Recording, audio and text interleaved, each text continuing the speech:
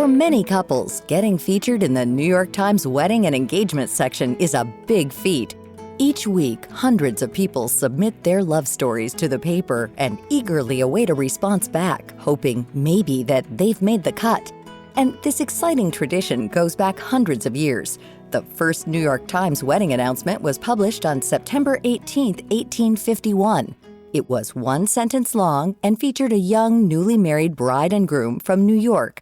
But today, these bios are typically longer and feature all different types of people. You don't have to be a financier, an executive, or come from a prestigious family to make it into the pages. All you need is a good story that captures the hearts of readers. So, how do outlets select who gets published in this coveted section? It's a long series of steps, but it starts with the editor first sorting through submissions. At the beginning of the week, gave us a stack of the submissions that he thought would fit the wedding status. And he looked for a diversity of couples, a diversity of backgrounds. But you'd get these people on the phone, and 95% of the time, they were extremely excited to talk to the New York Times. And the 5% that they weren't, they really were not excited about this.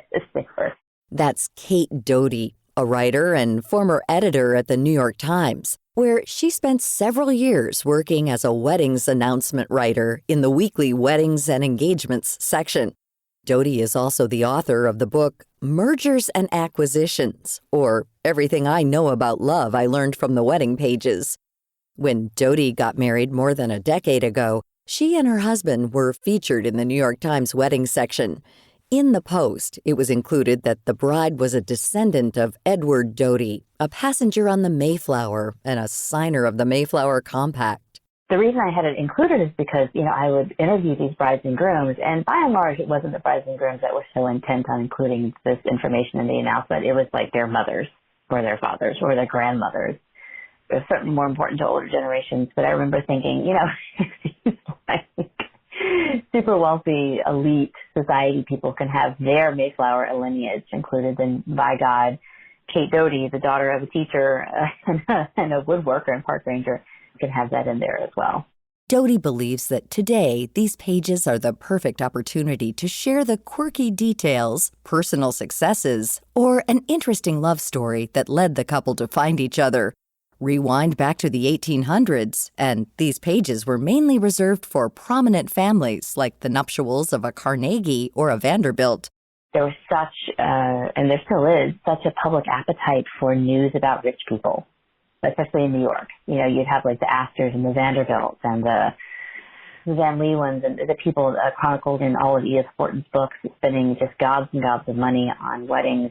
And there would be so many reporters trying to cover this wedding that they would build these fabric tents that went straight from where the carriage would pull up on the street to the door of the church.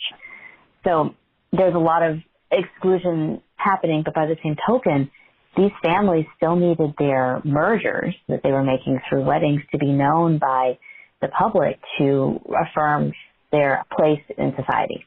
Today, wedding pages are more inclusive. It's a beloved tradition that's celebrated in small towns and big cities alike. Each outlet is different, with some papers going into great detail on what the couple wore and the ceremony itself. Doty points to her own mother's announcement that chronicled every element of the classic Southern wedding. My mother's wedding announcement was huge. It listed what was in her bouquet and what her dress was made out of. And so it quickly evolved from like just rich people having their announcements in the paper to everybody having their announcements in the paper. And they became more democratic, I guess. With more people submitting bios, Doty says that she's met a lot of remarkable people throughout the years. However, not all of these whirlwind stories turned out to be true. Like any other traditional media outlet, the New York Times would interview couples under consideration and then dig deeper to make sure all of the information they provided checked out. You get on the phone with the HR departments of their companies and make sure they are professionally who they say they are. And you'd call the priest or the rabbi in the church or the temple or the synagogue to make sure that the pieces of information these people had submitted were actually true. And often you would catch them out in a lie, and that would prompt another conversation, a more challenging one this time. We would catch people out on some fairly significant falsehoods. They would lie about their positions. They would lie about their titles. They would lie about whether they'd been married before or not, because if you've read the announcements, you'll know that they do note whether the bride's first marriage ended in divorce or the groom was a widow, that sort of thing. People would lie about it because they didn't want to be embarrassed by being divorced. So the rules feel a bit antiquated, and I think to a certain extent are, but the whole point of it was to create a complete portrait of that couple. And a previous marriage, the wedding news editor believed, was part of that portrait. So if you're hoping to get your engagement or wedding into your local newspaper or a larger national outlet like the New York Times, Dodie has some straightforward advice. Tell the truth, number one. Be as truthful as you can be, and lay out your story as best you can for the editors that are about to read your announcement. You're far more likely to catch the eye of an editor when you really talk about why you're marrying this person and what it is that makes your relationship and what will make your marriage tick. Those are both really important things. But the most important thing is just to tell the truth. If you're looking for some inspiration, read some previously published announcements. Some can be more traditional and will touch on the background of the couple and the families on either side. But some can dig deeper into the duo's path to love, barriers they faced, or why they chose to ultimately commit. I hope that we always have wedding announcements, and this is why. Number one, it's part of a person's story, and I think that it's important to have those markers in a person's life.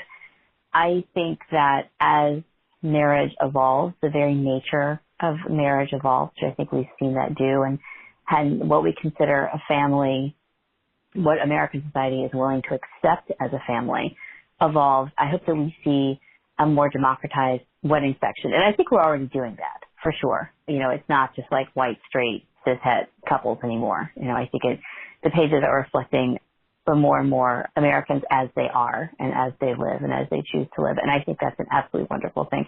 And so I hope that we have many years to come of wedding announcements that reflect these people, that reflect the people that have been for so long excluded from the pages or didn't feel like they belonged. So I hope I get to read my kid's wedding announcement in whatever form that takes. Maybe it's not a marriage announcement. Maybe it's a partnership announcement. Maybe it's, I don't know. But I hope that we continue to recognize people in print or digitally as they make these giant decisions in their lives. I think that's really important.